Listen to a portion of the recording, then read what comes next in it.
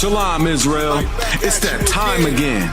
The ISUPK, under Commanding General Yahana, presents the Lord's 57th Annual Passover. That's right, the Lord's 57th Annual Passover, April 4th, 2026, in Houston, Texas. All Black, Hispanics, and Native Americans are commanded to observe the Lord's Passover. This will be the biggest Passover to date. You do not want to miss this. Fresh lamb, fresh wine, and bitter herbs as commanded by the Most High. Only $200 per person, ages 17 and up. The biggest event of the year. There is only one Passover, and it's under Commanding General Yahana. See you there, Israel. Shalom. Train for war, men of war, and warlike apparel. Prefer our leaders, can't get between us. Watch where you stepping. Call my can't bleed and request me. Just call my can't bleed and request me. Just call my can't bleed and request me. Call my can't bleed and request me. Just call my. From a spark to a flame, it burns bright, like the feeling. Shalom, So, news just in. Costly Array will be the official corsage vendor for the Lord's 57th Annual Passover this year and hopefully to continue in the future. So I thought I would show you mine. I've got mine on the gold setting with the red rose. Obviously the red rose is for married sisters, and this is to let everybody in the room know that you are very much off limits. They also come in the white rose like this, and then there's a few other variations of the red rose.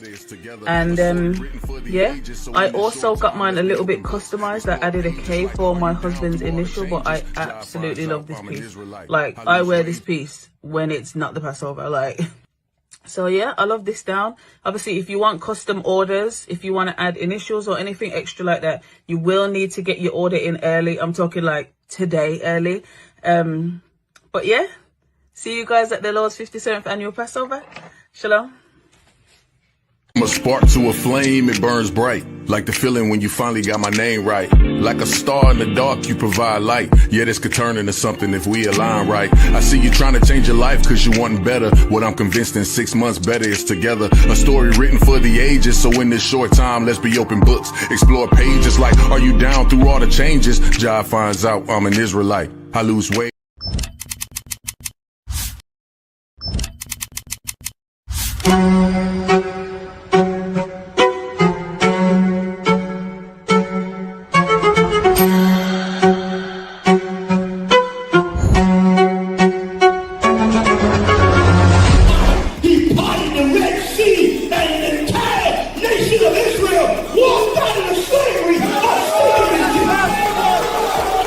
The ISUPK presents the Lord's 57th Annual Passover, April 4th, 2026, in Houston, Texas. You do not want to miss this one, Israel. Shalom. And all the warriors be like,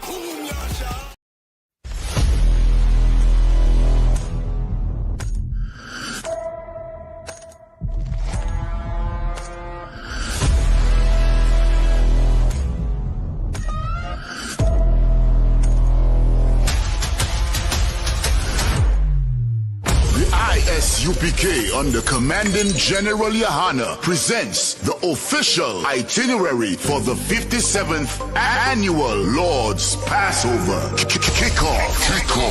Wednesday, April 1st, the lamb slaughter from 11 a.m. Followed by fun and games, basketball, three-point shootout. Can you hit the target in the archery competition? Then let's gather together ourselves and eat some lamb. Later that night, the dopest party podcasts. The Round Table of Truth, Cross the Line Radio, and Let a Hebrew Speak. All going down from 8 p.m. Thursday, April 2nd, the annual Kiddies Party. It's all going down at Slick City Action Park from 1 p.m. to 4 p.m. Followed by Scripture Breakdown class from 7 p.m. with 12 Shield General Mahayman. Friday, April 3rd from 8 p.m. The all-black party. You know how we get down. It's all going down at the BH Ranch, Houston, Texas. Saturday from 1 to 4 p.m. we will be hosting a brunch. Then the moment we've been waiting for all year from 5 p.m. sharp. April 4th, the Lord's 57th annual Passover. Followed by the Feast of Unleavened Bread. Sunday, April 5th from 7 p.m. The Passover and Feast of Unleavened Bread goes hand in hand, so don't miss it. Make your reservations, book your flights and hotels now. An entire week of activities for only $200. Go to isupk.com, pay your Passover fee now. Shalom.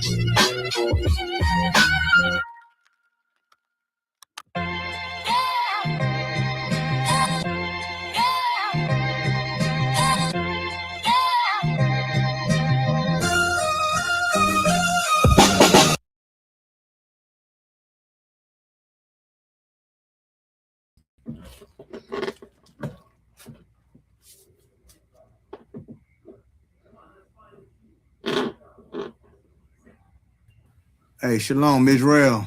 Shalom. Once again, this is the Israelite School of Universal Practical Knowledge. Started out of 1 West, 125th Street out of Harlem, New York, under commanding General Yohana. I have Priest and Officer Dawadah here assisting me again tonight. I want to say the water to you, brother. Shalom, Yahweh, Shema, Shabbatah. I'm sorry, Dawadah, you want me? Oh, sir. All right, you know what I'm saying? My brother on the ones and twos with me. Also, too, for all the brothers and sisters, I want to salute you. To the brothers, Shalom Yahweh Ba'Shem Shabakatham.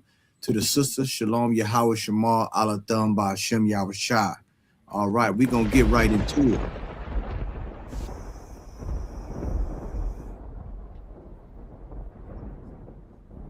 We back at it again. UPK, yours truly.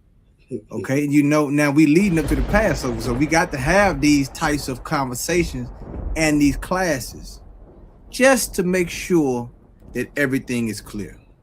You understand? Not saying it wasn't clear before, but we want to double down on these things, if you understand what I mean. All right. So now I don't believe we had any questions from last class, or did we, Dawadah? Any questions that got left over or sent, anything like that? Sir. Okay, all right. So we're gonna go into some scriptures tonight, and we're gonna highlight some recent current events that happened to show you why courtship is important. Not just to you personally, but to the whole social ecosystem of our culture as a people, as God's, I'm sorry, let me just emphasize this, as God's chosen people. So I can make it crystal clear for you brothers and sisters out there. Okay, so without further ado, let me go to the slideshow. Oh, I'm sorry. Let me share my screen. Salaki, Dawadah, you did let me know last time I had to share it. Salaki, my brother. No sweat, sir. Okay, let me do that first. Let me make sure I'm on point with that. Okay, all right. So now, let me know. Dawadah, can you able to see that, my brother? Sir, it's perfect.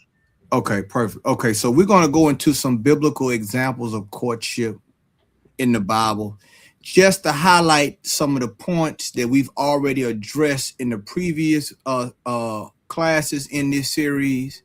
And this is a serious series because Black, Latino, and Native American Indian brothers and sisters have a hard time with relationships. Just to be honest about it. We're not the best with relationships. And tonight we're going to show why we're not the best with relationships, because we have not followed the blueprint that the Lord has given us. All right. We didn't follow the blueprint that the Most High Power gave to our forefathers. See, they didn't have these types of problems that we're having now, because they had a certain method of doing things that God gave us that made sure that the marriage stayed intact. Not that the marriage wasn't going to have any problems, I'm sorry, I'm going to use the word challenges. Not that the marriage wasn't going to have any challenges, but this courtship, the courtship aspect of it, it eliminated a lot of it from the get-go. Okay, so we're going to move on. All right. Let's start with Isaac and Rebecca. Okay, let's go to Genesis, the 24th chapter, if you will, my brother. Sir. Read this entire chapter, and we're going to highlight some points just to let you know that everything that we previously covered is biblically sound. Everything that the UPK stands on is biblically sound. You understand? Undisputed.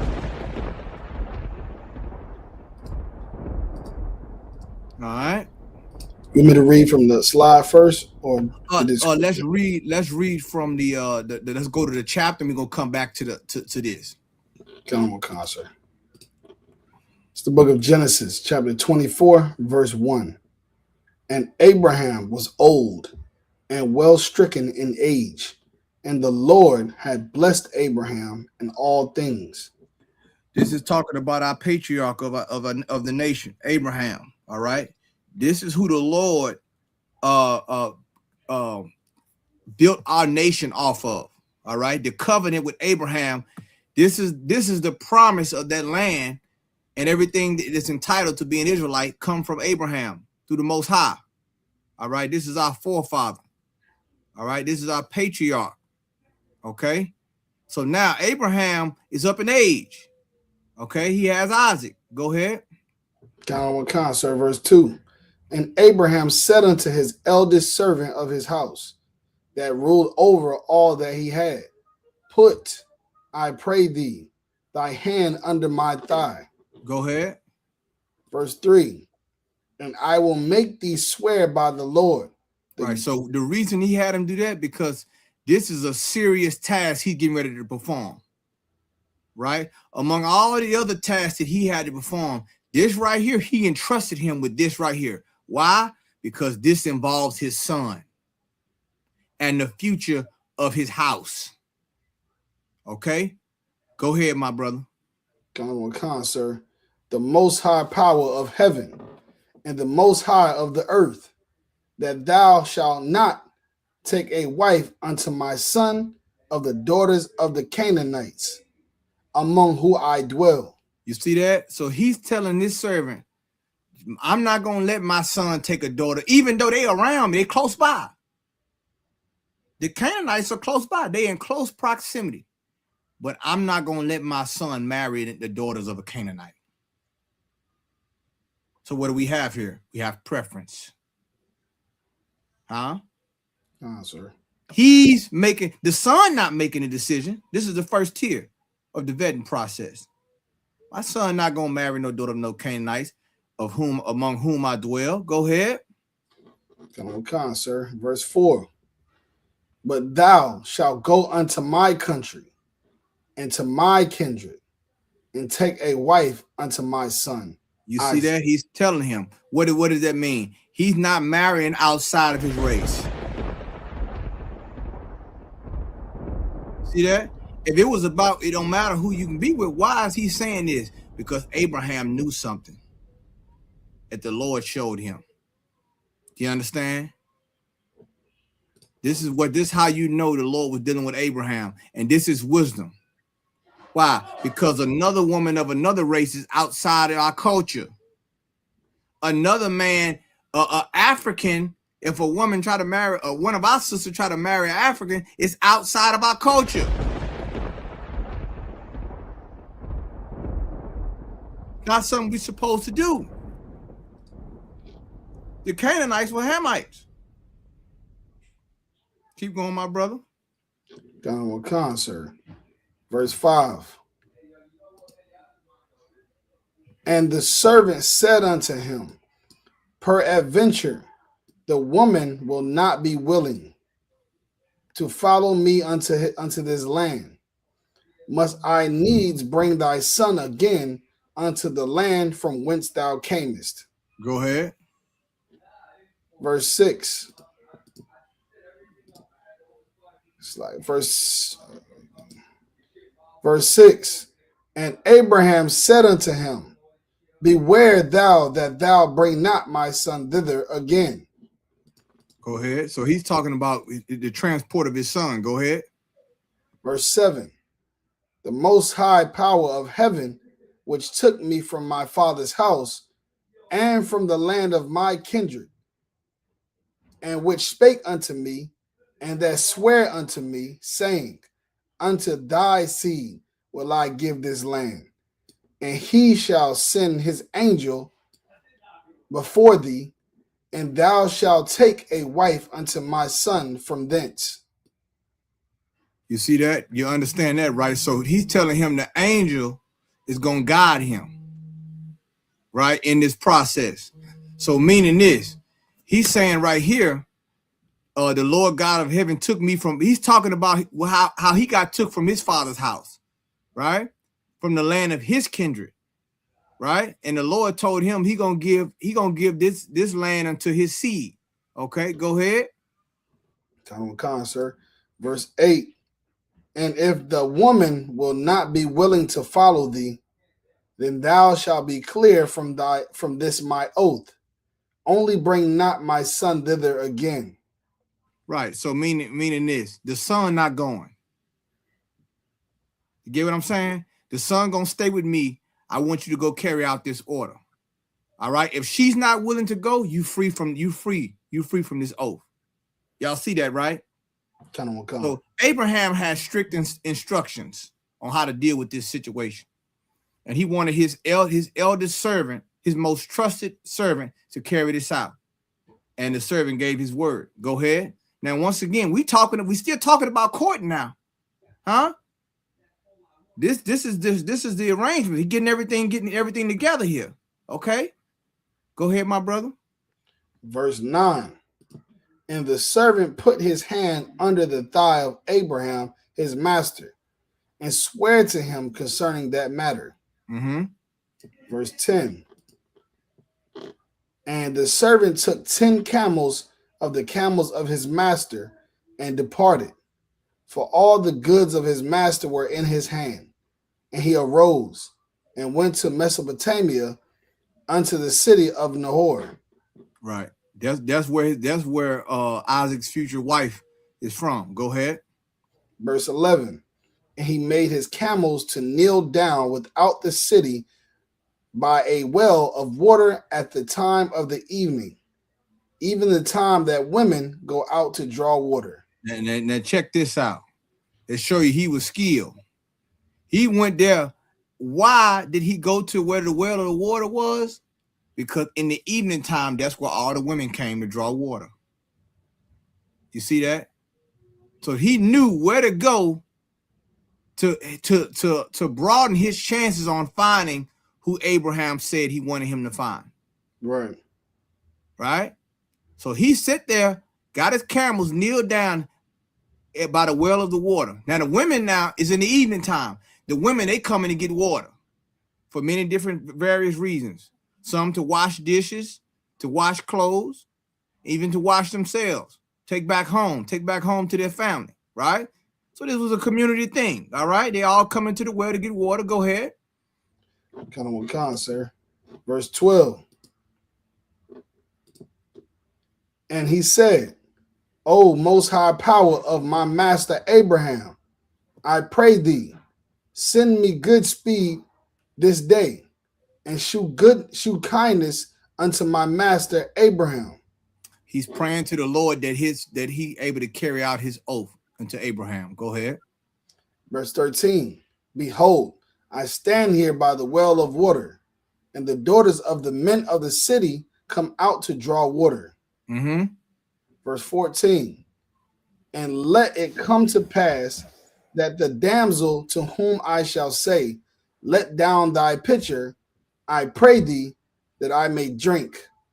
And she shall say, drink, and I will give thy camels drink also.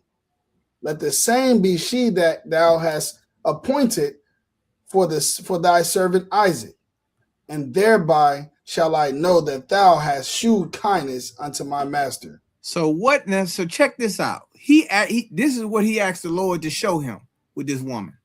He said, this one, I'm gonna let down my pitcher, and this woman is not only gonna give me something to drink, she also gonna offer to give my camels something to drink as well. Let's go back to the slide, Dawada. Come on, sir. So, I'm going to come back and forth so I could just highlight a few points for you brothers and sisters. So we can establish on the first point, Abraham's preference was provided for his son. All right. He wanted a daughter of his own nation, which is biblically sound, which is the law. Right. Okay. He didn't want her to he didn't want his son to marry outside of his race. That's the first thing. Number two, Abraham's servant knew the time and place the women would be. That has to do with strategy. He knew where the women were. He knew what kind of woman that he was supposed to be looking for his master's son. He was there. The third point, Abraham's servant asked the Lord that kindness be her characteristic of identification. Meaning, Lord, if this woman is the right woman, let her characteristic be kindness. You see that? This is how one of our forefathers and foremothers, this was the process of them unifying. This is our history. This is our culture here. He didn't say, man, let her be a bad joint, man, with a BBL and some double D cups and all this other. He didn't say all that. He wasn't that thirsty. Right. I say. He wasn't looking for a thirst trap, since we talking about the water at the well. Come on, sir. Let kindness be her characteristic of identification. That is how I'm gonna know this woman here is the right one for Abraham's son. We can go back, my brother. Come on. Verse 15. And it came to pass, before he had done speaking, that behold, Rebekah came out, who was born to Bethuel,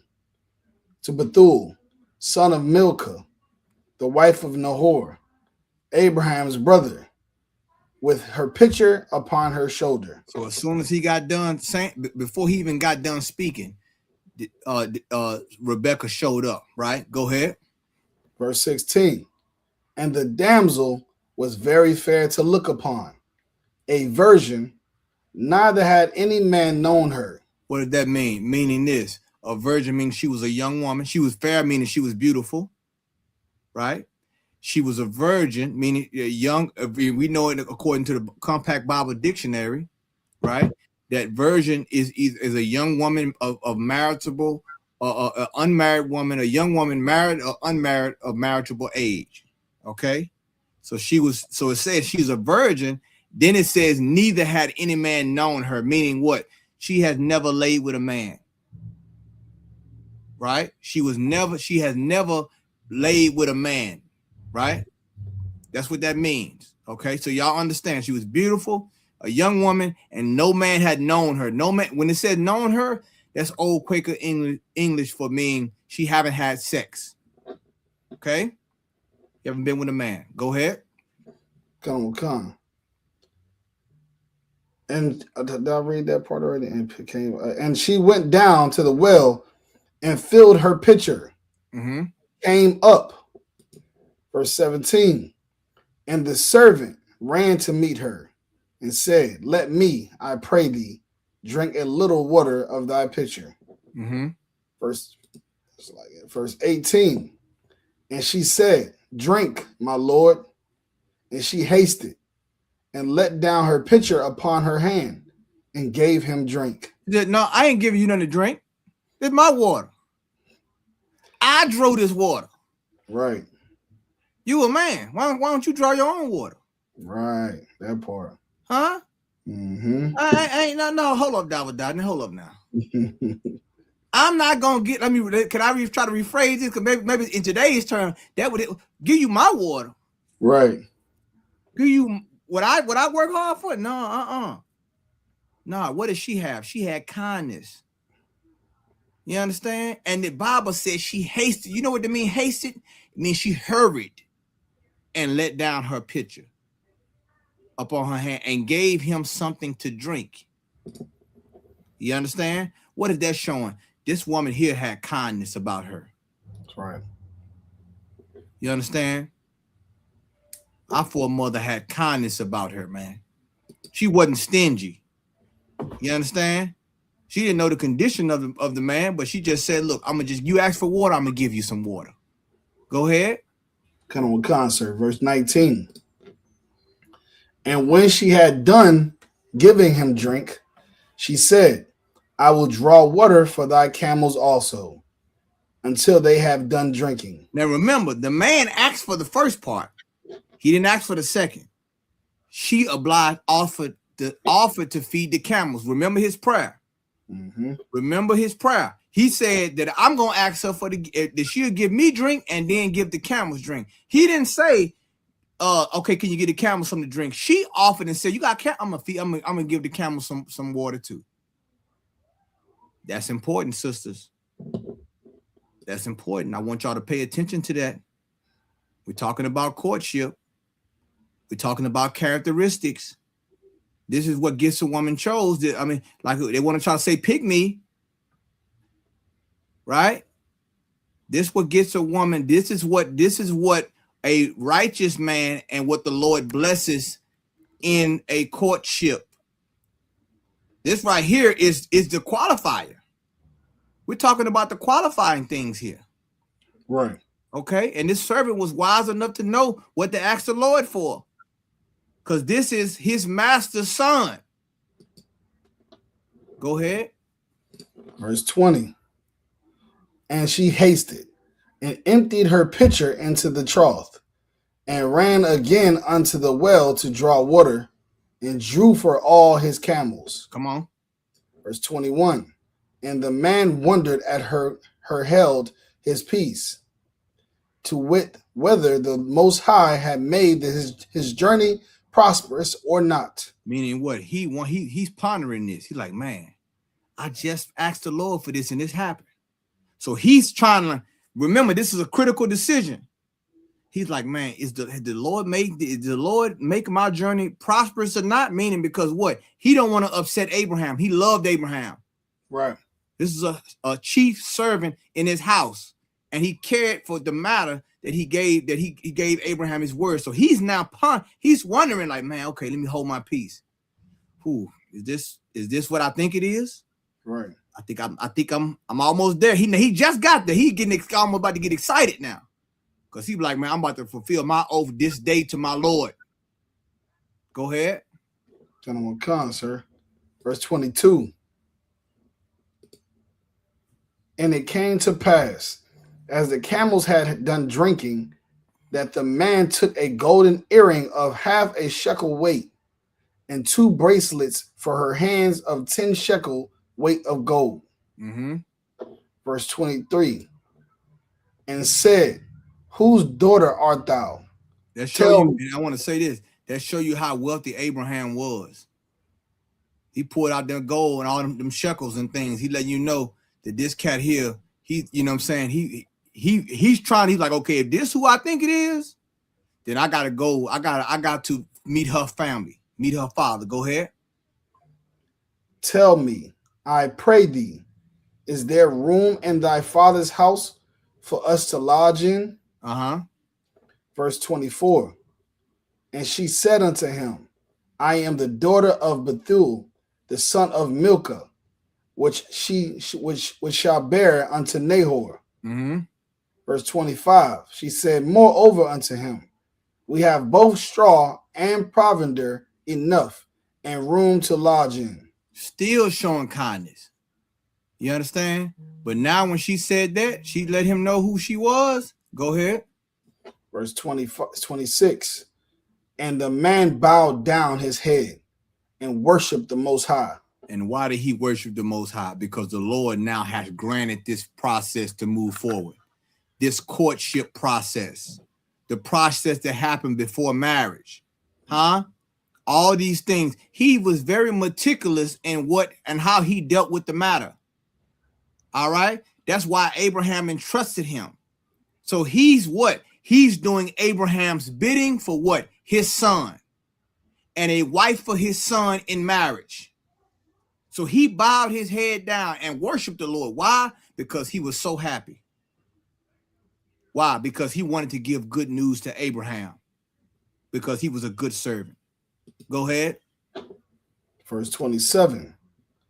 And he said, blessed be the Most High power of my master Abraham, who have not left destitute my master of his mercy and his truth. I being in the way, the Most High led me to the house of my master's brethren. You see that? Go ahead. Verse 28. And the damsel ran and told them of her mother's house these things. 29. And Rebekah had a brother. His name was Laban. And Laban ran out unto the man, unto the well. All right, remember Laban now. Laban, he's gonna be instrumental later on. Okay, go ahead. Verse 30. And it came to pass, when he saw the earring and bracelets upon his sister's hands. Now, so hold on. So LeBron, oh, LeBron, something else, boy, ain't he? Yeah, he's sitting there. He's seeing the look. Now, he's seeing all the gold and stuff on her hand, right? He's seeing all that. Go ahead. Gone, sir. And when he heard the words of Rebekah his sister, saying, "Thus spake the man unto me," that he came unto the man, and behold, he stood by the camels at the well. He stood. See, so she giving a report. She giving a report to her brother. Go ahead. Gone, sir. Verse 31. And he said, "Come in, thou blessed of the Most High. Wherefore that standest thou without? For I have prepared the house and room for the camels." Right. So now he's going into the house. Now he's going into the house. Go ahead. Verse 32. And the man came into the house, and he ungirded his camels, and gave straw and provender for the camels, and water to wash his feet and the men's feet that were with him. Right, that was customary. You know what I'm saying? They watched when we traveled to our neighbor's house, especially from a long distance, because of the sand and dirt and things like that. It would wash. You would be given water to wash your feet. That was customary in Israel. Okay, go ahead. That's a sign of hospitality. Basically, what that's given. Go ahead. Right, sir. Verse 33. And there was set meat before him to eat, but he said, "I will not eat until I have told mine errand." And he said, "Speak on." So now check this out, man, about this. Once again, this right here is so important. How delicate this matter is. He said, "I'm not gonna eat until I tell you why I'm here." You understand? He's not gonna put food in his mouth until he. What does that tell you about this situation? How serious it is. Right. It wasn't lackadaisical. And see, the thing about it is, we got to take it serious as a people. So we won't have all these problems that we having with all these failed marriages, all these failed relationships, which also brings trauma to the children and so forth. He took this matter serious, and you better take it serious as well if you plan on courting a brother and sister in ISUPK. In general. Okay, go ahead. Come. Verse 34. And he said, "I am Abraham's servant." Verse 35. And the Most High have blessed my master greatly, and he has become great. And he have given him flocks and herds and silver and gold and men servants and maid servants and camels and asses. So he giving a report of, hey, remember Abraham left a long time ago. Now he's reintroducing, this servant's reintroducing him. Okay. Abraham, your family member, the Lord has blessed him greatly with many of things. Go ahead.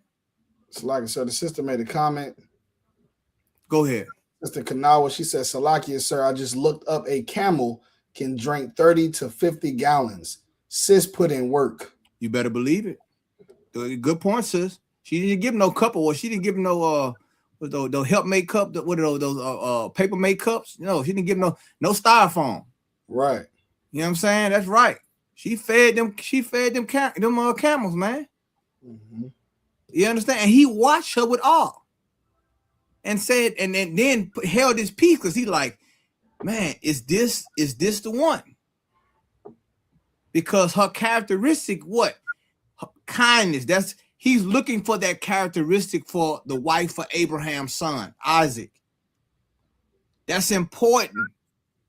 She could have said, man, it's too hot for me to be giving you all this water. You should be giving me water. She didn't say that. Huh? Right. She didn't say that.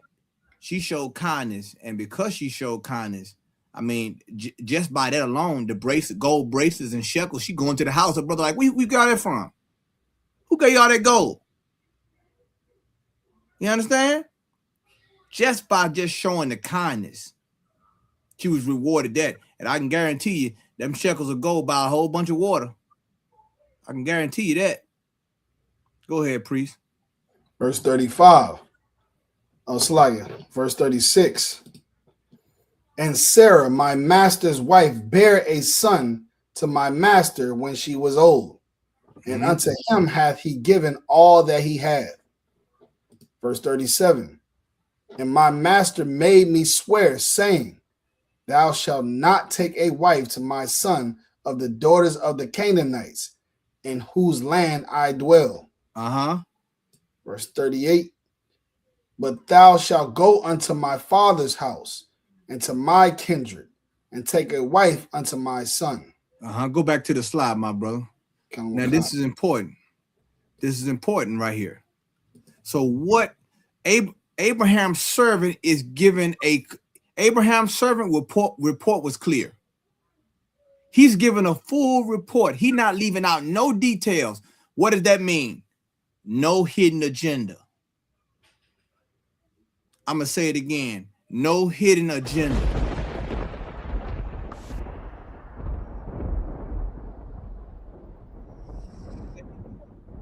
I'm here. This is what was told. He didn't leave out no details. So there's no hidden agenda on what he's trying to accomplish. And if there's no hidden agenda, there is no hidden fees. Right. Count on what kind, sir. Okay? No hidden fees. So he let him know, this is everything that I'm telling you. This is Abraham. This is his son. This is, you know what I'm saying? This is who his son is. I'm letting you know what I'm supposed to do. I'm letting you know what he told me. I'm telling everything, laying everything out to you. I'm not trying to be undermining with this situation. Let's go back, my brother. Come on. Verse 39. And I said unto my master, peradventure the woman will not follow me. Verse 40. And he said unto me, the Most High before whom I walk will send his angel with thee, and prosper thy way, and thou shalt take a wife for my son of my kindred and of my father's house. You see that? The Abraham, because he had doubt, Abraham assured him the angel's going to walk with you. You understand? Go ahead. Come on, sir. Verse 41. Then shalt thou be clear from this my oath, when thou comest to my kindred, and if they give not thee one, thou shalt be clear from my oath. Go ahead. Verse 42. And I came this day unto the well, and said, O most high power of my master Abraham, if now thou do prosper my way which I go. And listen, he even told him the prayer. He could have kept that private. He giving them detail. Am I right, Dawada? He going detail for detail. I sure wish we would give some details. I sure wish Israel would do a lot more of that when it come to courting. Giving the details to each other. Giving the details to the general.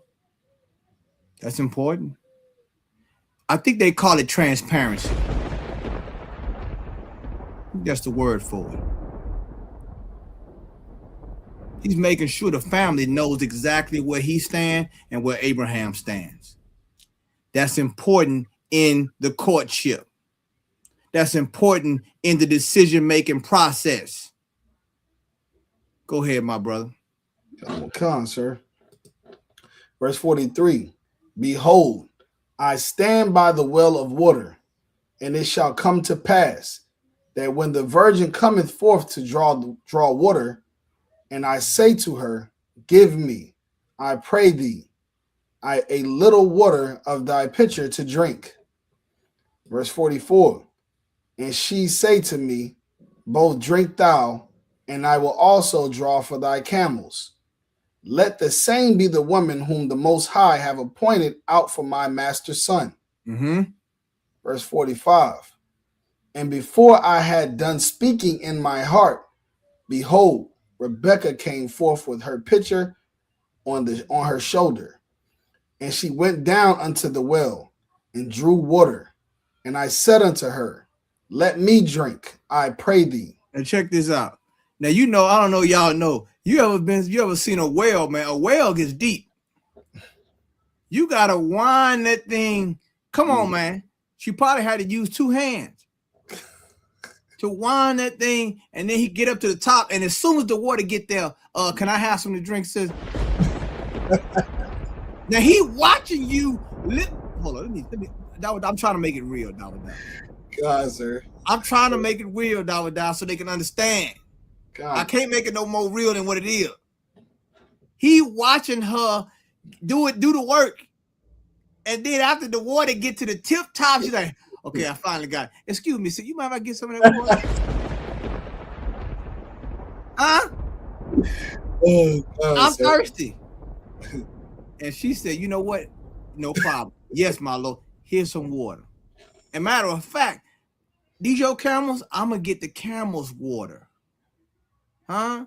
See, sometimes a lot of sisters in the world, I'm not talking about in the UPK, because in the UPK, we teach sisters how to show kindness. But a lot of sisters in the world, they don't have this characteristic. And which is why they get overlooked by the right kind of man. Huh?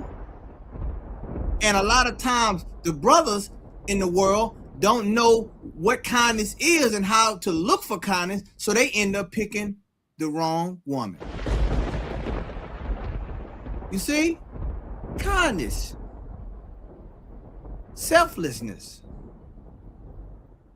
These are things that pre-qualify you for a righteous courtship. You understand? Let's go, my brother. Come. Verse 46.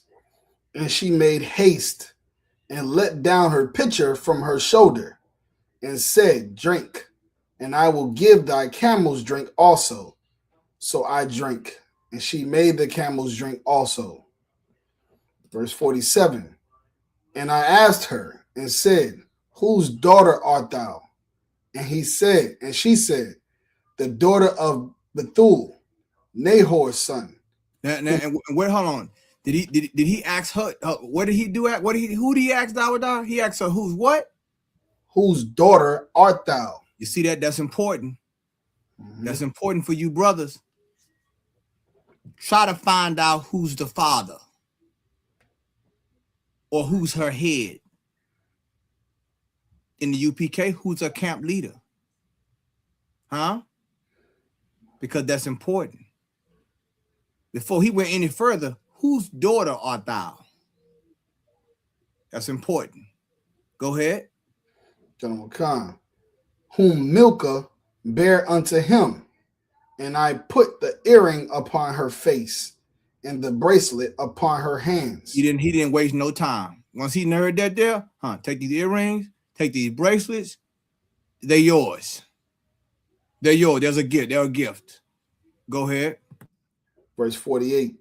And I bowed down my head and worshiped the Most High and blessed the Most High power of my master Abraham, which had led me in the right way to take my master's brother's daughter unto his son. Mm-hmm. Verse 49. And now, if ye will deal kindly and truly with my master, tell me. And if not, tell me, that I may turn to the right hand or to the left.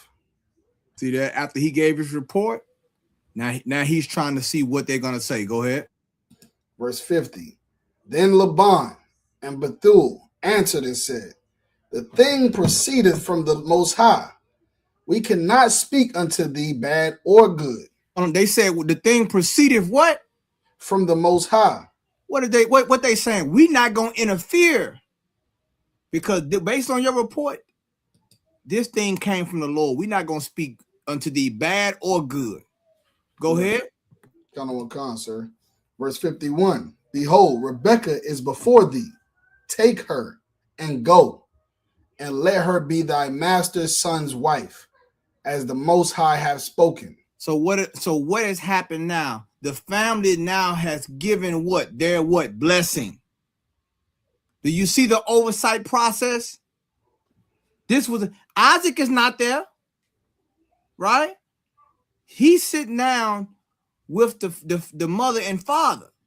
Okay, this is a process that has to be worked out from the top. Okay, which is primary. Secondary is coming later on.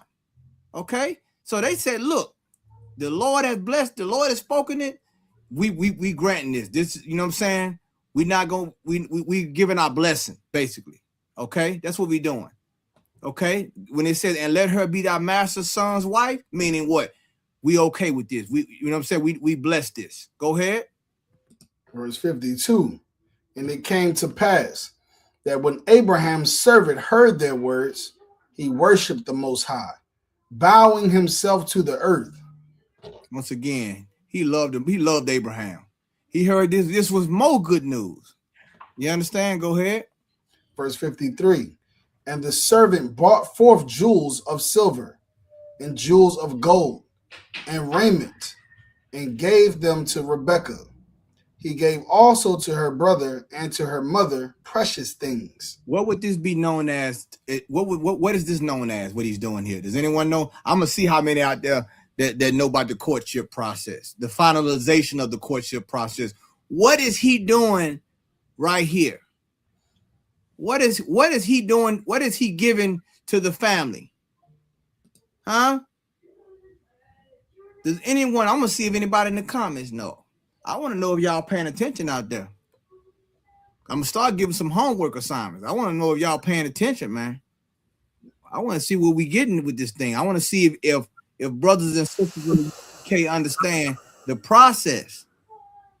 All right, let me give it a little bit of time. Read it from the top again, my brother. Come on, sir. Verse 53. And the servant brought forth jewels of silver and jewels of gold and raiment and gave them to Rebekah. He gave also to her brother and to her mother precious things. You understand? So what's going on here? I think this is sister, maybe, I'm not sure. Zakawakayath. Okay, Was paying a dowry. that's correct. That's correct.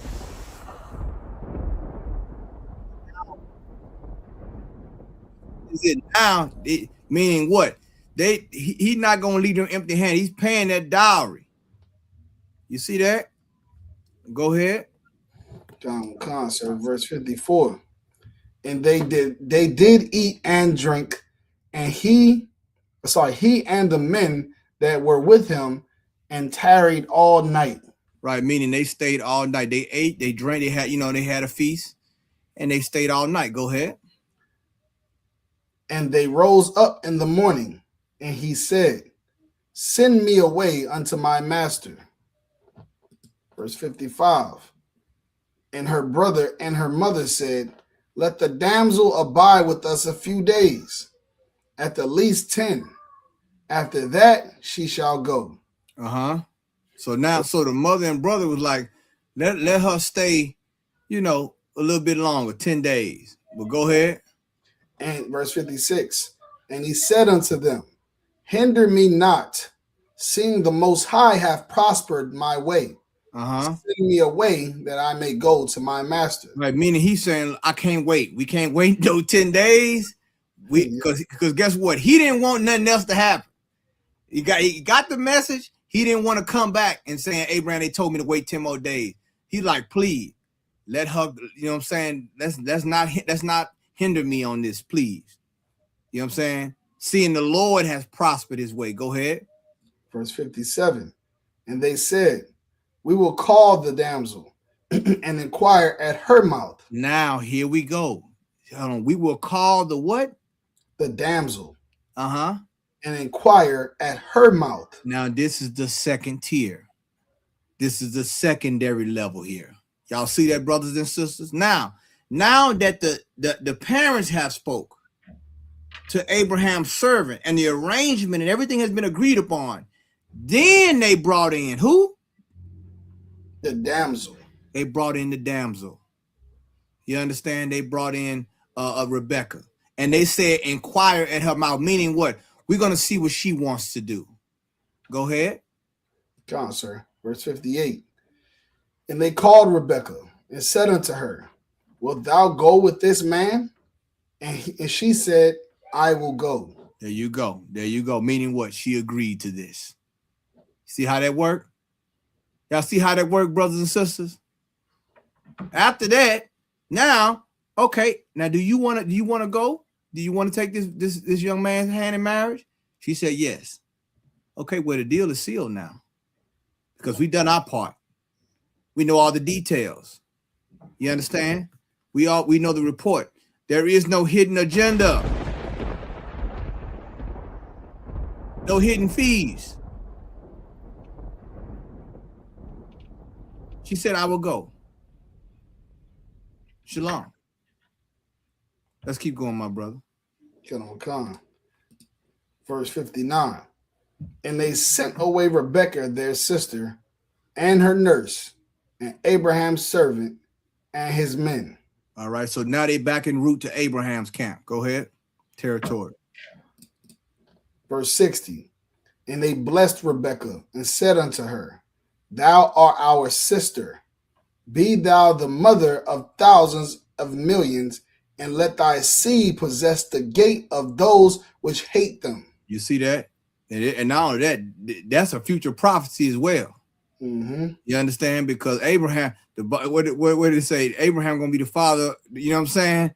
Like his seed gonna be like the sand of the sea, right? Stars of heaven. You know what I'm saying? Mm-hmm. Abraham's seed was Isaac. You understand? So we seeing the progenitor of how this thing gonna work. Right. They're blessing her because she's getting ready to be a wife now and a mother. You understand? Go ahead. Come, sir. Verse 61. And Rebekah arose and her damsels, and they rode upon the camels and followed the man. And the servant took Rebekah and went his way. Verse 62. And Isaac came from the way of the well Lahariel, for he dwelt in the south country. Verse 63. And Isaac went out to meditate in the field at the eventide. Right, in the evening. So in the evening, he out there meditating. Go ahead. And he lifted up his eyes and saw, and behold, the camels were coming. Come on. Verse 64. And Rebekah lifted up her eyes, and when she saw Isaac, she lighted off the camel. She jumped. Well, you know what lighted off the camel mean? Mm-hmm. You understand? Go ahead. Come, sir. Verse 65. For she had said unto the servant, what man is this that walketh in the field to meet us? And the servant has said, it is my master. Therefore she took a veil and covered herself. Now hold up. Come on now. Now she uncovered herself, Dawada. And covered herself. General Muhammad said something that was so heavy, man. And I still think about it. He said a woman has to be a mystery. Like she covered herself, took a veil and covered herself. What? Meaning what? She know that this is the one she's going to be engaged with. But she still has some what? She still has some chasteness about herself. Huh? To show what kind of woman she was. We talking about one of the mothers of Israel right now. Took a veil and covered herself because she's getting ready to meet her future husband. You understand? Go ahead. Come. Verse 66. And the servant told Isaac all things that he had done. Verse 67. And Isaac brought her into his mother Sarah's tent and took Rebekah. And she became his wife. And he loved her, and Isaac was comforted after his mother's death. And there you have it. He became a comfort to him because his mother just passed away. You understand? He brought her into his mother Sarah's tent, and he consummated what? The marriage. Okay? Do y'all see the process? Do you see how things have to be done? And this has to be done nationwide. Okay? If our people was to follow these process, this meticulous process called courtship, not dating, we wouldn't have the problem that we're having right now. Commander General Yohana has instituted this and made sure that these rules are in place in the Israelite School of Universal Practical Knowledge. And we are supposed to be an example for those who are without the truth. This is very, very important. Okay? Let's go back to the slide, my brother. Come on, sir. Let's do a recap. Okay, so now we got Abraham, Genesis chapter 24, the 24th chapter. We're talking about Isaac and Rebekah's courtship. Abraham provided a preference from the beginning, which was for his son, meaning the type of woman his son would be able to marry, to engage with. He gave his orders to the servant. The servant knew the time and place the women would be. Okay? The servant also asked the Lord that kindness be her characteristic of identification. How will I identify her? I asked the Lord to show me that she's kind. The Lord showed him that. You understand? At the well. Okay? Next, Abraham's report was clear to the family. He let them know who sent him, why he was sent, and his goal. There was no hidden agenda. There was no information, even down to his prayer, it was no information withheld when it came to this courtship. No hidden agenda, no hidden fees. Okay? The next point. After the family of Rebekah agreed to the terms, they asked Rebekah what she desired as well. Remember, I brought out earlier in the earlier classes that it's a two-tier vetting system that we have in the Israelite School of UPK. Your camp leader or your camp leaders or generals will what? Will let you know if you are qualified to court based on what? Your work ethic, your characteristic, all those things are important. Who you are as a person in this school will let them know if you are willing or if you are able to court in the courting process. This also applies for brothers who have daughters and sons. It's your job to do exactly what was done here. To make sure everything is done in decency and order. You can hold that scripture right there, David. Put that to the side, in decency and in order. Come on, sir. Because I want y'all to understand there's an order to this. And organization makes it organic. That's what makes it organic. What the world is doing is not organic. They having an orgasm, but it's not organic. Okay? We're talking about the law of nature, how things are supposed to be. Remember, we brought out how even nature has a process of courting. I'm going to keep bringing it out about the hummingbirds and how they sing songs. And in the song, it's not only giving their height, their weight, and whatever the case, it's giving them their my chart as well. To know, should I engage with this other bird? Give me that scripture, David, in decency and order, my brother. Come on, it's the book of 1 Corinthians, chapter 14, verse 40. Uh-huh.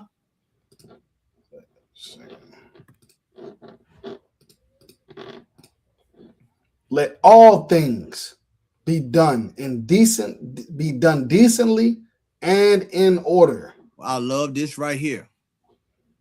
Let all things be done. We talking about courtship right here. If you're gonna do it, let it be done decently and decently. Some things are indecent in this society. Can I show you what's indecent? David, can you pull up Houston? Come on, sir. A lot of people don't know what's been going on but I've been following a lot of things came across my desk. Shout out to Dawada and all the brothers out there in Houston as well. I was in Houston this past week, this weekend. And some things came across my desk before I can get out the goddamn state. Okay? And we got to talk about this because our youth are in desperate need of things being done decently and in order. And because we have strayed away and forsaken the oracles of the Lord, we are having the problems that we having today. Now, y'all look at this here. You can read it for them and tell them what it says. Kind of, sir. It says, let me pull this up. It says, first day in Houston, hashtag. And they already posting they one night stands while they sleep. You see that? First day in Houston, sister right here sleep. You see that? One night stands. Now, it's so bad, and I don't even know if we can play some of this, but it's so bad. Now imagine her father or her cousins and them gonna see this. Imagine the shame that you bring to your family. Now people in your neck, wherever you from, they're gonna say, oh, I know who that is. And some of these women were in a relationship. Some of these women, these young girls, were already in a relationship. You see this? All these things going on. This is what we have failed to. Because there is no self-restraint, there is no self-respect. Look at this here. You're posting the one night stands. And this is going on during spring break. Am I right, Dawda? Spring break concert. Yep. In Houston. Now, I ain't got to tell you if there was a courtship process, but because it wasn't a courtship process. You should see some of the comments. This is what's going on with this is the future of our nation. And this is why it's so important that we do what we're supposed to do in the Israelite School of UPK. Here you have it, sisters. And let me tell you something. There's some X-rated stuff that got shared too. Am I right, Dawada? We're not gonna post that online. There's other stuff that got shared as well. Sir. And it's disgusting. Right. You understand? But you know what happens? This is what you know what they call that, Dawada? They call that dating. That sister right there, now she woke up and now she done went viral. For being what? Easy. Sir. For being easy. And now she has earned a reputation that's going to follow her for a long time. Imagine how her father has to deal with that if he's around. Her mother. Her relatives. Courtship is important because this process is important because what? It kept honor with the family. It kept the family honor intact.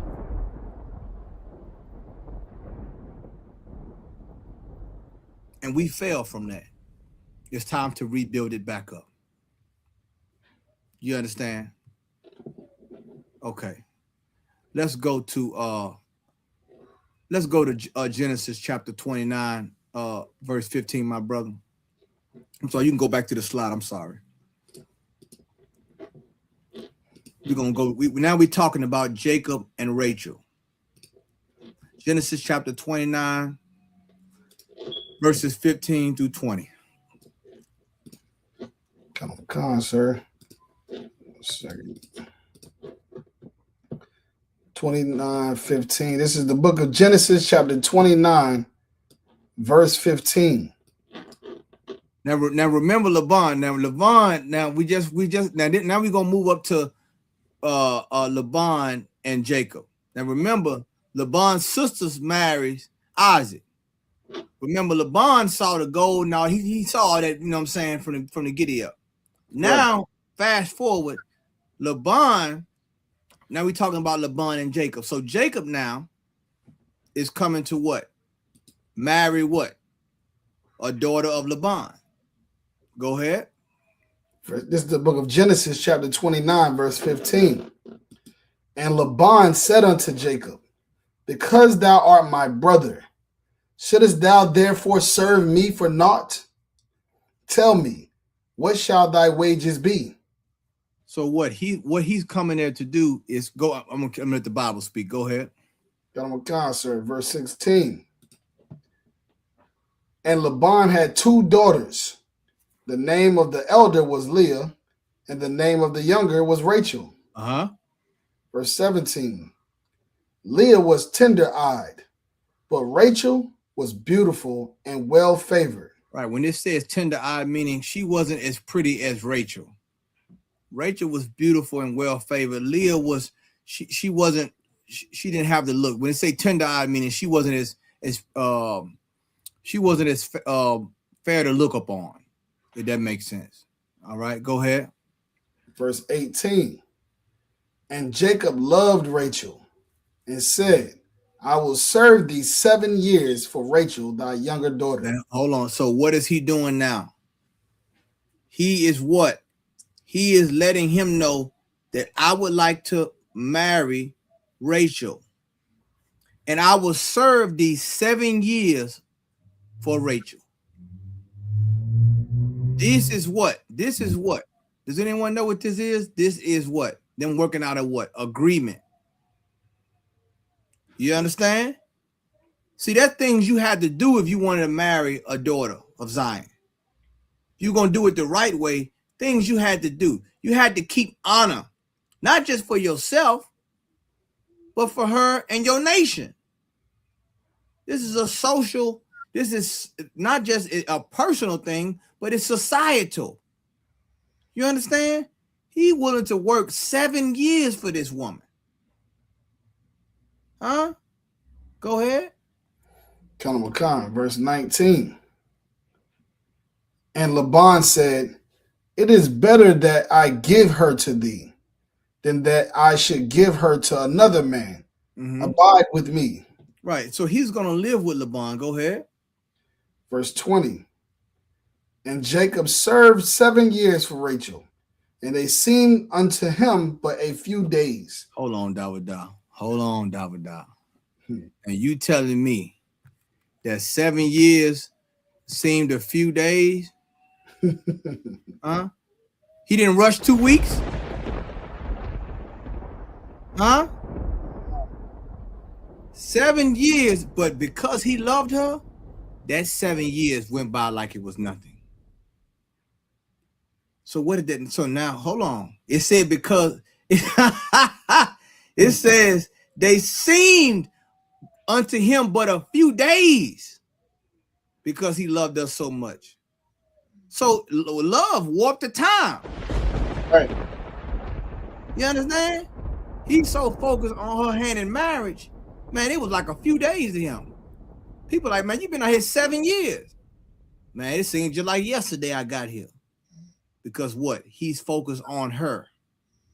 You understand? Go back to the slide, my brother. Kanamakhan, sir. This is important. Now, this is the Bible I'm reading. Am I right, Davidah? Kanamakhan. I want to make sure I'm not reading. I'm going to make sure he ain't no simp. Right? Right. I mean, I don't, you know, I know society like to say, you know, there's some simp, but this ain't no simping right here. Right. Kanamakhan, sir. There's some manhood here. Huh? He put in the work for this sister. So what do we see? We see in husbandry. He's willing to meet the terms and conditions. What? To be with this sister. He's willing to do the work, to go through the process. What's the other point? Patience. He's able to accept. This is what you got to have in a courtship. You got to have patience, man.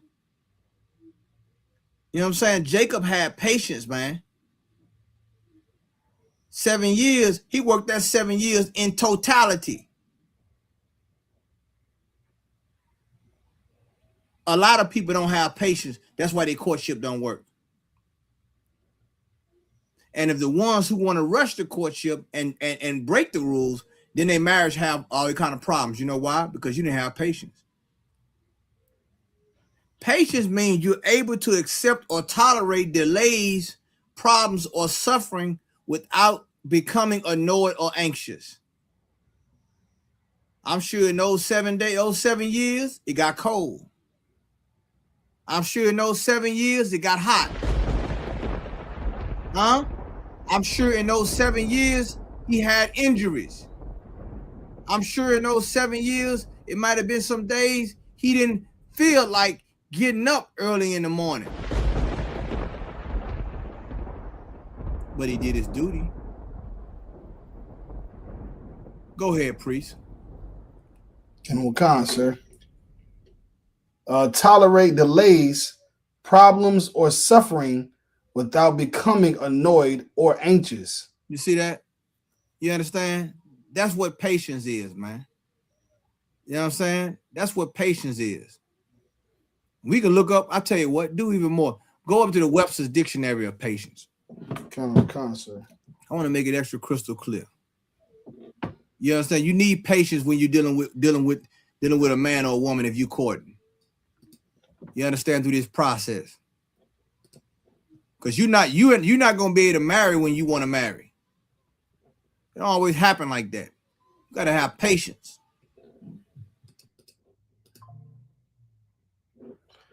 This is a Webster's Dictionary definition of patience.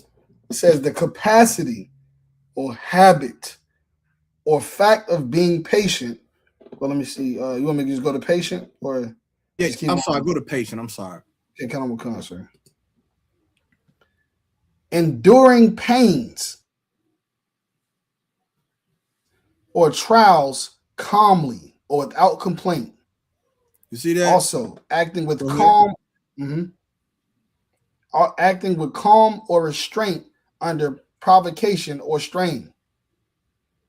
You see that? Mm-hmm. Enduring pains, trials calmly without complaint. You understand? That's what you got to have. You need this not only in a courtship, you need it in a marriage. That's right. Which one? This is the prerequisite. Okay, let's go back to the scripture, my brother. Kind of sir.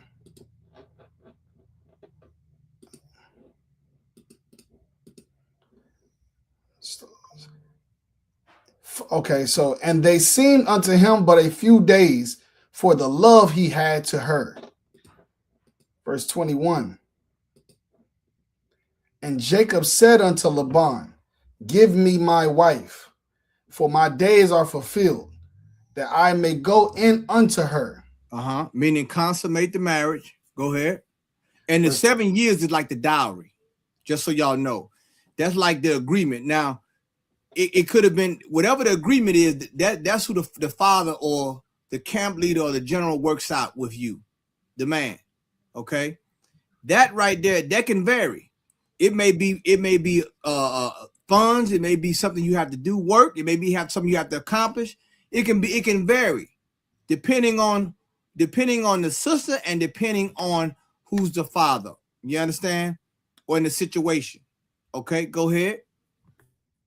Verse 22.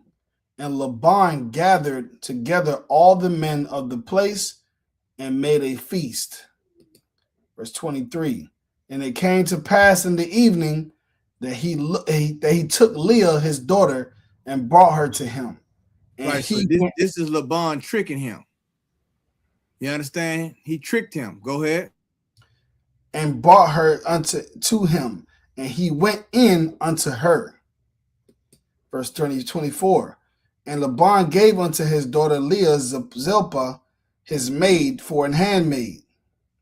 Verse 25. And it came to pass that in the morning, behold, it was Leah. And he said to Laban, what is this thou hast done unto me? Did not I serve with thee for Rachel? Wherefore then hast thou beguiled me? Verse 26. And Laban said, you can drop it right there. I just wanted to show you that part. Now we all know that Jacob ended up working another 7 years.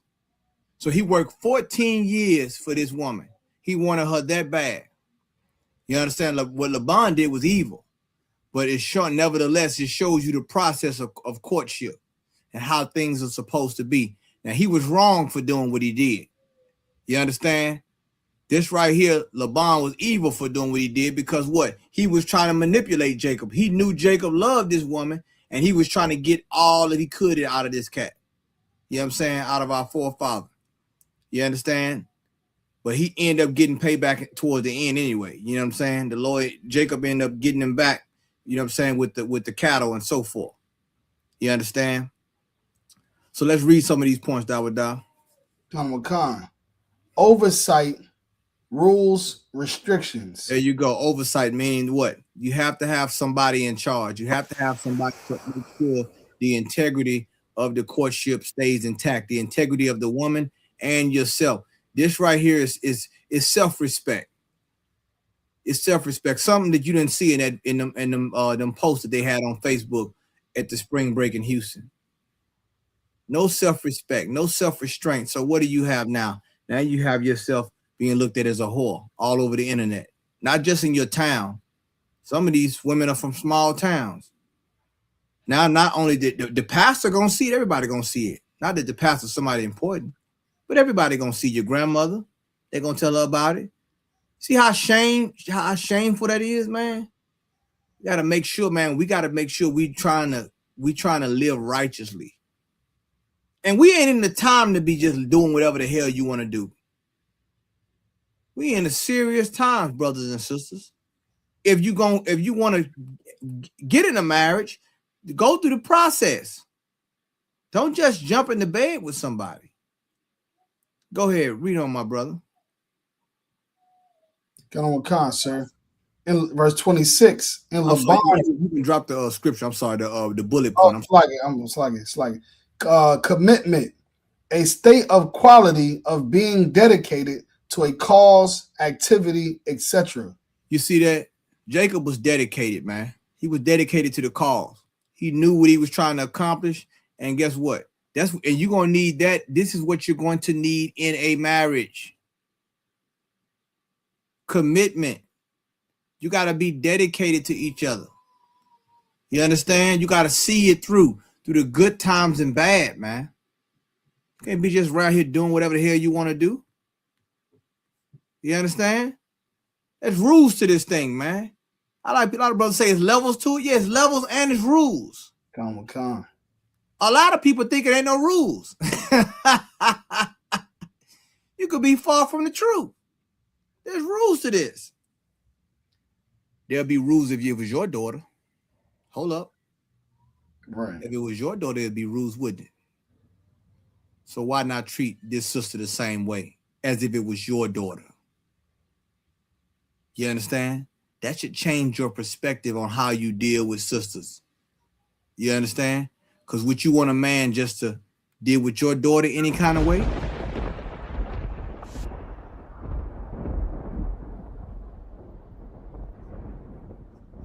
Sisters in the right way. And sisters, you should deal with brothers in the right way. Would you want someone to do that to your son? I think not. Why the Bible says, love thy neighbor as thyself. Let's go on to the next. Let me go on to the next slide, Dawada. Come on, concert. Go ahead, my brother. Courtship acts as a simulation method to marriage. What is a simulation? Let's look up the word. Let's look up the definition of simulation, my brother. Come on, concert.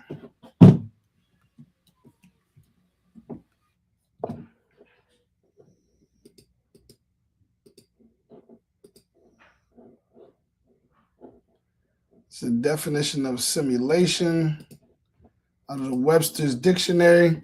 It says here, the act or process of simulating a sham object or counterfeit. I'm not sure. The imitative representation of a functioning of one system or process by means of the functioning of another. Type in simulate. Let's see what that if that gives us a better one. Come on, concert. To give or assume the appearance or effect of, often with the intent to deceive. Go ahead, go down. To make a simulation of something such as a physical system. Okay, that's more like it. The physical system. Okay, so meaning this, the simulation is like, it's almost like a testing phase. Somebody said I'm going to run a simulation, meaning this is not the actual thing, but this is like I'm just going through the motion of this is what it would be like. Let me simulate this activity. So what the courtship, what it does is acts as a simulation method to marriage. So meaning this, in the courtship, you're gonna have those conversations. You're gonna have those talks about this and about that, and things that you like and things you don't like, all those things. And there's a time period where you're spending with each other without sex. Remember, courtship is you establishing a relationship without sex. Sex is not permitted in a courtship. Okay, that breaks the courtship. Because what do we know? Sex is marriage according to the Bible. Okay? Keep going, my brother. Come on, concert. Serves as a premarital testing phase that allows partners to evaluate long-term compatibility. There you go. So that's going back to what we brought out earlier. The premarital testing phase, meaning this is now you're in the process where you get to see where each other stand on different issues. Okay. And what are you doing through this process? You're evaluating. Is this something I can live with? Is this something that I can, is this brother something I can be with? Is this sister someone I could be with? Go ahead. Acts as a developmental, social, and emotional screening process. And that's also another part of the courtship. You know what I'm saying? It develops you as a couple together, and it helps the social ecosystem that we have in this nation. The more courtships we have, the less problems, issues we're going to have as far as dealing with men and women. Okay, you're going to have issues, but if we have more courtships, people taking their time and going through the process to evaluate people's emotions, that emotional screening process, I mean, that's like top. I mean, it's up there because some people need medication. Mm-hmm. Can I be honest tonight? Some brothers and sisters need medication. Some brothers and sisters, they need, you got to evaluate their emotions. Some people are emotionally unhinged. And you're going to need to evaluate instead of just having sex with them. And then you be like, I didn't know that. Well, of course you didn't know it. You just hopped in the bed. Right. Of course you wouldn't know it. You're just having sex. Did those women in that those men in them videos and women in them videos, did they know they was gonna take pictures of them and record? I guarantee you they didn't, because they sleep. By the time it hit the internet, they're gonna say, well, I didn't know you was gonna do that. Well, of course you wouldn't, because you didn't want to court. You just wanted to have sex. And now you're on World Star Hip Hop. Keep going, my brother. Got on concert. Use this time to align views on critical areas such as career paths, children, finances, etc. This is another point. This time of what? Courtship. Now you got to see where each other's views are. When they say critical areas, meaning what? Your finances, if children, if you want to have children, if you don't want to have children, how does your career paths align? All these different things, etc. All these different things are important. This is the time now. A lot of people like to have this conversation after the marriage. Did you know that? You want to talk about all these things after the marriage. You're working backwards now. Now you got to work twice as hard, because you can't go anywhere now. Right. So now use this time. Don't rush the time. Use this time. Go ahead, my brother. It may also involve the dynamic of interacting with your partner's previous children or other family members, depending on the circumstances. Y'all hear that? So this is another point that I had to bring out. I want you to understand this. Have the hard conversations, have the uncomfortable conversations now. Do it now. Be transparent. Remember, the servant gave all the details. No hidden agenda. Don't lie. Be honest with each other, because this is involving the rest of your life together. Don't nobody want to feel like they've been defrauded. Right. Don't no male or female. Don't nobody want to feel like you tricked me. You said this in the courtship and you changed it up. Don't do that, because the Lord sees it and he will not bless your marriage. Okay? You in the truth, speak the truth, live the truth. You understand? This is important to all you brothers and sisters that plan on moving into a courtship or solidifying your courtship in marriage. Now, Doc, can you pull up the other one about how the teen girls back in the day used to wear certain symbols and things, or the collars and things like that? The one I sent you. Sir. Okay, all right. So did you go to show you these were white girls, of course, but this is just shows you how they were back then, and how every culture has a process of courting, or to show that a woman or a woman is available. Can you scroll up to the top, my brother, and read that for me, Baba Kashal? Khan. It says 1953's big teenage fad was wearing a dog collar on your ankle. And this is how you know it was white women. I never heard no black woman wearing no dog collar. Okay, right. Go ahead. By 1953, teenagers were coming into their own as a cultural phenomenon, and they brought some unusual fads. One being girls wearing dog collars as anklets. The fad was described as early as 1944. The basic code was established then. A girl wore the collar on her left ankle if she was single, and on her right if she was going steady. But it wasn't until 1953 that the fad broke. Dog collar fashion spread, though the rules often changed. In Akron, the left ankle was for a girl going steady, while in Dallas, teenage girls in deeply committed relationships wore their dog collar on the right ankle.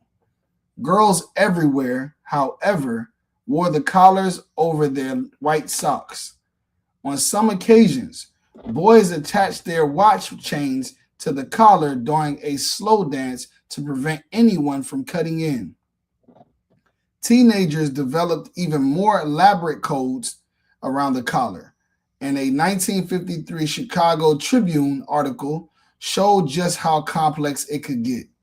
There, Bobby Soxers adorned their collars with nail heads and silver bells. They also added color to the mix. A red collar worn on the left ankle indicates that its wearer is in love and going steady.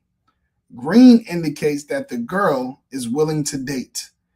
A tan leather anklet says, I don't really care if I have to have a date or not, while a black one mourns. It's all over. We aren't going together anymore. You see how these things are, how culturally, how these things are in other cultures, and how people look at a courtship and if a woman is available, which is why, going back to the ISUPK, which is why this Passover, man, that your sisters that's single, that's available, you're gonna have a white corsage on. And the sisters that are married, you're gonna have a red corsage on. But we don't do wear the dog collars. You understand? But we have a more traditional and more upstanding way to show when a woman is available or not. You understand? But I wanted Dawada to read this just to show you. Now you think about today's term with our youth. This is why it's so important that they come into the Israelite School of UPK, because we have to get back to us being a nation. We have to get back to us being in order, in decency and in order. Can you get me the scripture Dawah where it says seek the old path? Come on, sir. We gotta make sure that we are on the same page, brothers and sisters. You understand? We got to make sure that we're serving the Lord and doing what God said to do. Otherwise, we're gonna keep having these problems like what's happening at spring break, not just in Houston, but all over the United States.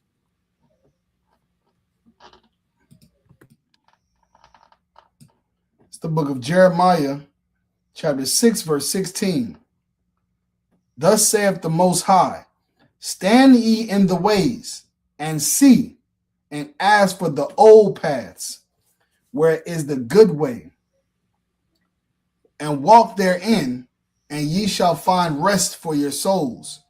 But they said, we will not walk therein. You see that? Like we gotta ask the Lord, man. We gotta ask the Lord, what's the old path? We gotta seek the old path. What is the old path? What we just read in the scriptures? Right. Isaac and Rebekah. You understand? With Jacob and Leah. You understand? I'm sorry, Rachel. We got to make sure that we understanding. We got to understand this thing, man. We're not understanding it. Because why? Look at our situation. Look at our livelihood. We ain't getting rest. We getting unrest. The old path is the way it was supposed to be. What? How we court. How a man sought a woman's hand in marriage. Or how a woman sought a man's hand in marriage. Okay? But guess what they say? Guess what they tell the UPK? We don't want to walk in that way. We're not going to walk therein. And guess what? Because you're not walking in that way is the reason that you're in the position you are in now. That's right. Is the reason that you became a meme. Some of you that became memes out here. That's how bad it is with you. That's how much you done turned against your God. Now imagine when schools start back, those young sisters and young brothers, imagine what they're going to have to deal with in school. Huh? Imagine the type of peer pressure and the type of bullying. You know, a lot of the youth, they can't take a lot of oppression and bullying. A lot of them commit suicide, man. Right. A lot of them brothers and sisters, man, they go back to school. Some of them sisters, they're gonna have to leave. They're gonna have to transfer into a different school. They might have to leave the town because of some of the videos that came out. Right. Because what? You had no self-restraint. Self-respect. That's what courtship provides. If you see a young man, you want to court him, you can introduce yourself to him, but then do it the right way. Find out who he is. Find out who his father is. You know, get counsel. Call ISUPK up. Once again, we provide this counsel for brothers and sisters, man. All over the world. Wherever our brothers and sisters are. You got questions about something, get counsel. Because courtship, it's the screening process. It's a rite of passage for you to know what, how to know if this man or woman is suitable for you in marriage. You understand? That's what you need to know. Other than that, you going down a bad path, man. Some of these women that made decisions out there at that Some of that rodeo. Oh my goodness, don't even talk about the rodeo show. Oh. Come on, Dawah. Come on, Dawah. Now, you know what, brother? You just reminded me. The rodeo show was 10 times worse. Like, don't front you know about the rodeo show. Like, come on, man. You can't even go to see the horses at the rodeo show without seeing scattered ass all over the place. Huh? I mean, it ain't even a rodeo no more. You ain't even. I mean, it's so bad. It's a hodeo. It's a hodeo. Okay, like preaching officer Dawud said. This is what. Please stop. Listen to the UPK, man.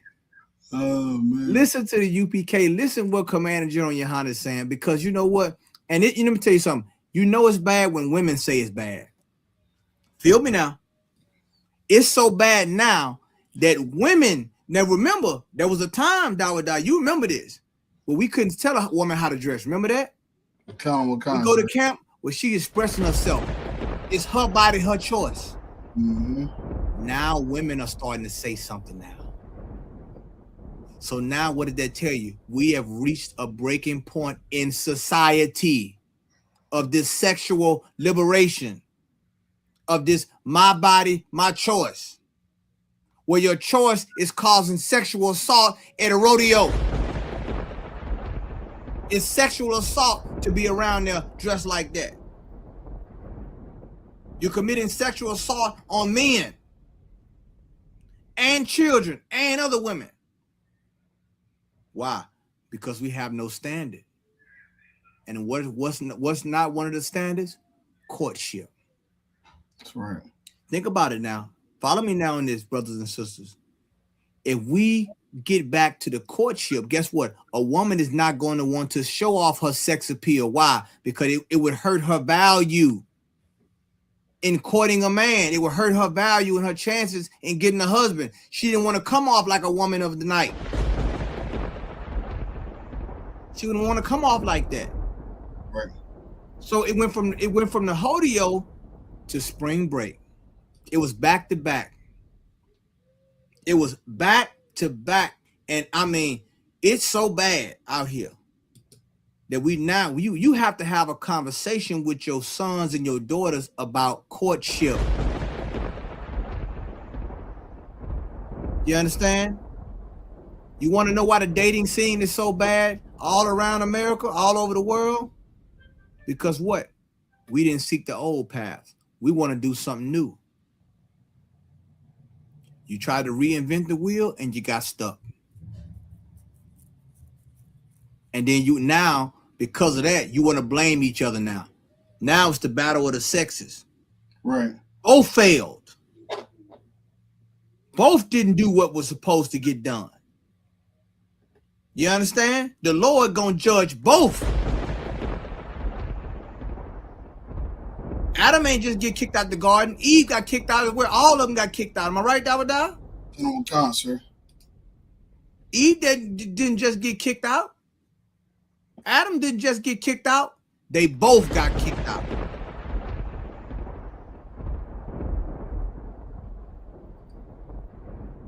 It's time to settle this.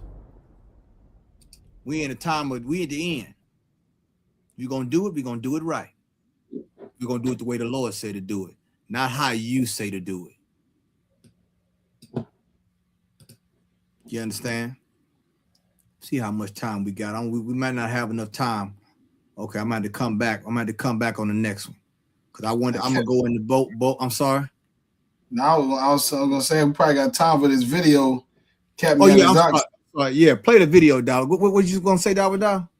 Kept me at the Zoc sent me a video. He down from Houston, so he sent me a video. We were just talking about how the rise in like sexually transmitted diseases and and how like 1 out of every 3 person has a disease. I mean, that's how common it is getting down there. So it's like, it was, I guess, the rodeo and the spring break, it was like 2 million visitors in Houston, and you got the one night stands going on, all these people. And like I said, in 1 in 3 people, they burn it. So you got all these people coming from all over the world. They're going to have these one night stands, go back to their husbands, their wives, to their cities and their states. And it's about to be a epidemic of some kind of STDs, because of these actions. He sent me this video right here. I'm going to play it right now, sir. It's crazy. It's crazy how they looking at it. Like, it's like it's a joke. Let me see if I don't know if the sound is on. second.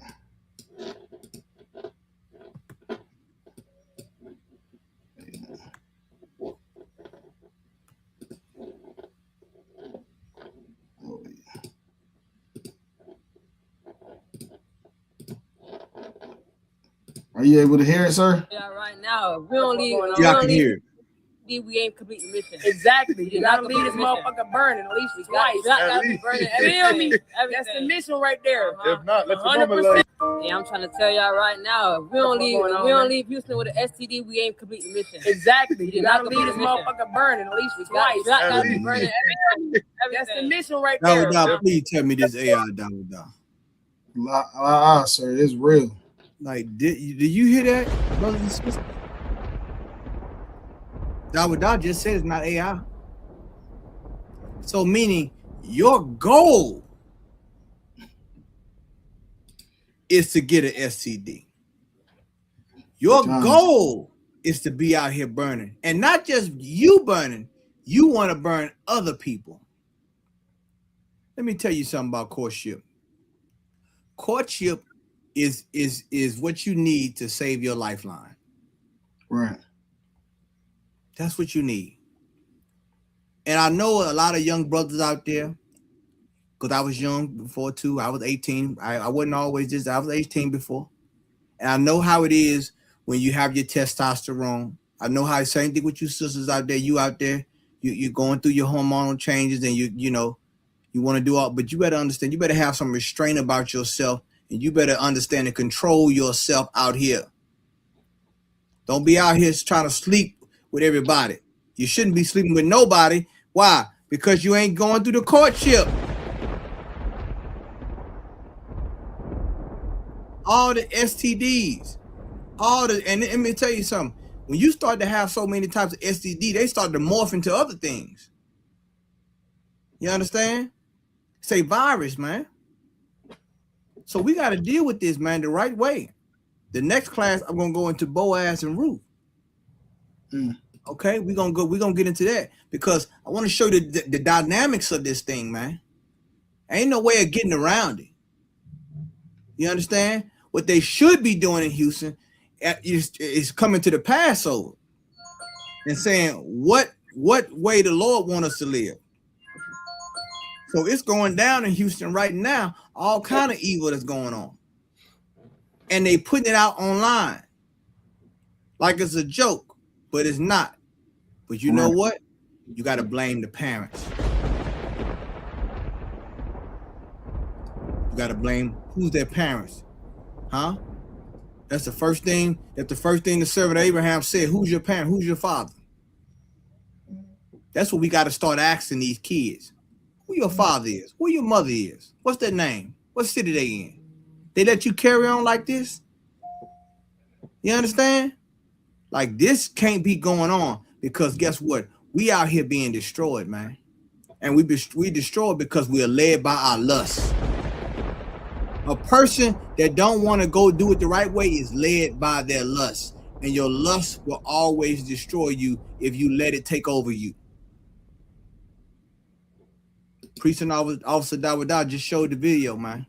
What's it going to be, brothers and sisters? You want to date or you want to court? Courting is way much safer, and it's ordained by the Lord.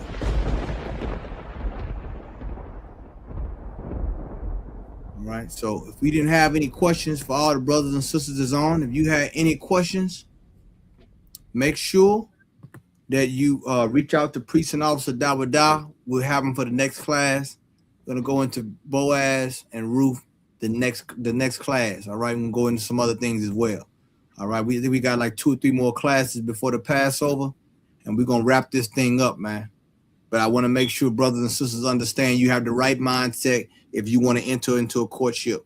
You want to have the right mindset before you enter into a marriage. This is very, very important. We're talking about the future of our nation.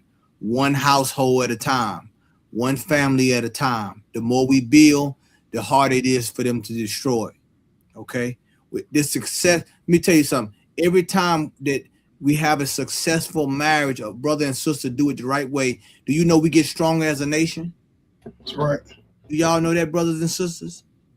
especially our young brothers and sisters. The more that we able to, the longer we able to keep a brother and sister together and them have kids and have a productive family, do you know we get stronger as a nation? Okay? I ain't just talking about sex. I'm talking about our culture, the survival of our nation, our offspring. Do you know that we're better off when we work together as a family and as a nation? And how can we do that without going through the right process? You understand? So we're going to continue to push courtship. And we're going to continue and charge you, brothers and sisters, to uphold that standard in the UPK. To uphold that standard. Don't belittle yourself. Don't shame yourself. You understand? Don't shame the school. Let's push forward. We have a lot of work to do. And part of that work is the courtship process. Okay? So I want to thank Precinct Officer Dawada for joining me tonight, assisting me on this class, man. The water again, too, brother, for rocking with me. I really appreciate it, Dawada. Hey, boss, sir. Damn right. I want to say to all the brothers and sisters that tune in, the water to you for tuning into the class. Make sure that you do a recap of the other videos because you're going to need them as we get towards the end to finalize the series of courtship that I have right before the Passover. Is very important. And whatever questions you have, feel free. Put your questions in the comments. Let's get them now. If the questions are too detailed, some things may have to be dealt with behind the scenes because of discretion. Okay, because some people have questions and you want to deal with them behind the scenes. You want to get counsel. All right, but as far as things that we can answer on here publicly, we want to do that. We want to make sure that you have some clarity as far as what the process is and what you're supposed to do. Okay, we just went into some scriptures tonight on courtship and giving you some examples of what happened throughout that process, and to be honest with each other as far as having no hidden agenda. Okay, having a goal, having a strategy, but no hidden agenda, being transparent with each other. Okay, not beguiling each other.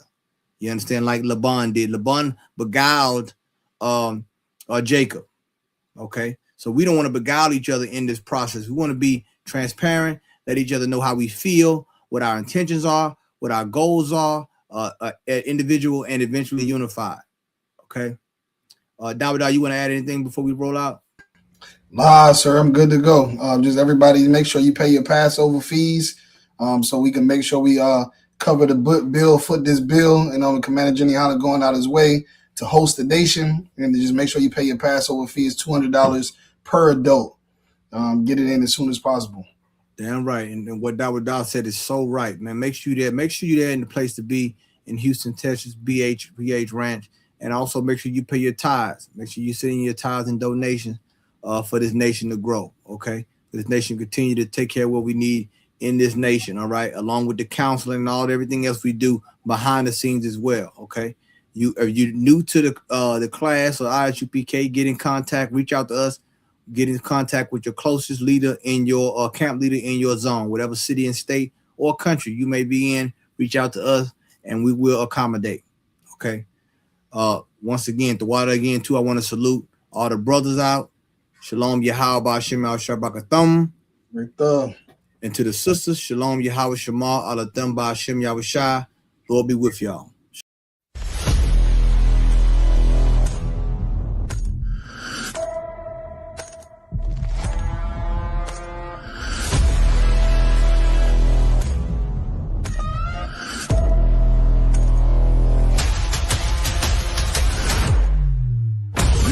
ISUPK ISUPK under Commanding General Yohana presents the official itinerary for the 57th Annual Lord's Passover. Kickoff. Wednesday, April 1st, the Lamb Slaughter from 11 a.m. Followed by fun and games, basketball, 3-point shootout. Can you hit the target in the archery competition? Then let's gather together ourselves and eat some lamb. Later that night, the dopest podcasts, the Round Table of Truth, Cross the Line Radio, and Let a Hebrew Speak. All going down from 8 p.m. Thursday, April 2nd, the annual Kiddies Party. It's all going down at Slick City Action Park from 1 p.m. to 4 p.m. Followed by Scripture Breakdown Class from 7 p.m. with 12 Shield General Mahayim. Friday, April 3rd from 8 p.m. the all-black party. You know how we get down. It's all going down at the BH Ranch, Houston, Texas. Saturday from 1 to 4 p.m. we will be hosting a brunch. Then the moment we've been waiting for all year from 5 p.m. sharp, April 4th, the Lord's 57th Annual Passover. Followed by the Feast of Unleavened Bread. Sunday, April 5th from 7 p.m. The Passover and Feast of Unleavened Bread goes hand in hand, so don't miss it. Make your reservations, book your flights and hotels now. An entire week of activities for only $200. Go to isupk.com, pay your Passover fee now. Shalom.